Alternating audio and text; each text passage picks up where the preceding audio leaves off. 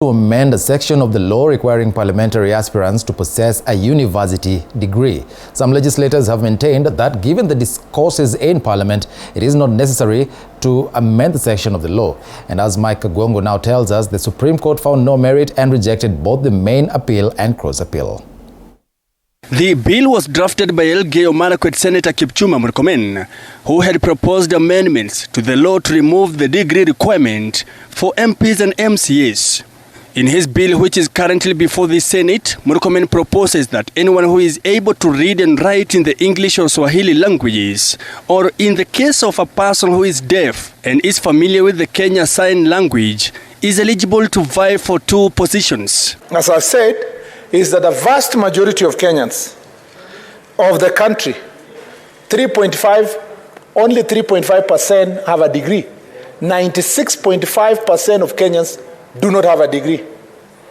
In the 2019 census, it showed that, Mr. Speaker, in one of the districts in Narok County, the Mau East, Mr. Speaker, that no person, not a single person, was recorded to have a degree. In its ruling, the Supreme Court found no merit and rejected both the main appeal and cross appeal.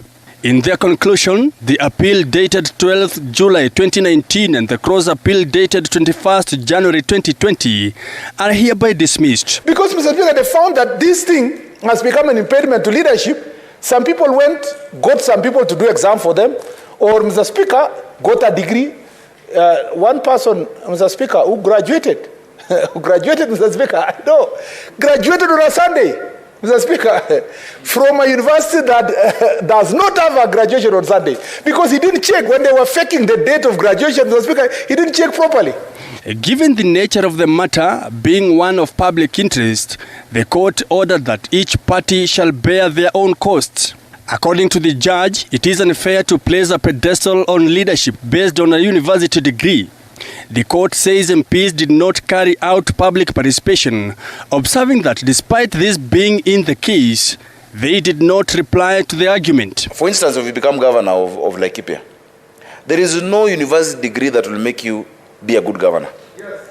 Because you're in charge of water, you're in charge of health, you're in charge of finance, you're in charge of engineering, of infrastructure. Which degree covers all of those? Section 22 of the Elections Act 2012 was to be enforced in the next general election. It made it mandatory for aspirants to have a university degree to get clearance by the Electoral Commission to contest. 25% of the 1.2 million Kenyans, which is nearly 300,000 of the graduates, reside in Nairobi. And then the rest now moves to cities like Nakuru, Mr. Speaker, Kisumu, Mombasa, a little bit of other towns around Nairobi. Then restricting membership of parliament and county assemblies to 3.5% of the population is creating an elite that is not acceptable given the kind of constitution and the kind of nation that we are trying to build. IEBC has already declared that it will not clear any candidate seeking to be elected in any of the 6 elective positions without a degree certificate. We need to be diverse. We need to look at the issues affecting this country. And you are never a professor for all the fields. You are perhaps an economist, you're not an engineer. You are a doctor, you're not the other. The concerns about the level of education among the top leadership came to the fore in 2017 and 2018, when more than 50 MPs failed to make any contribution in the National Assembly and later requested Speaker Justin Muturi to organize another induction to understand parliamentary procedures and practice. Mike Kagwongo, TV 47.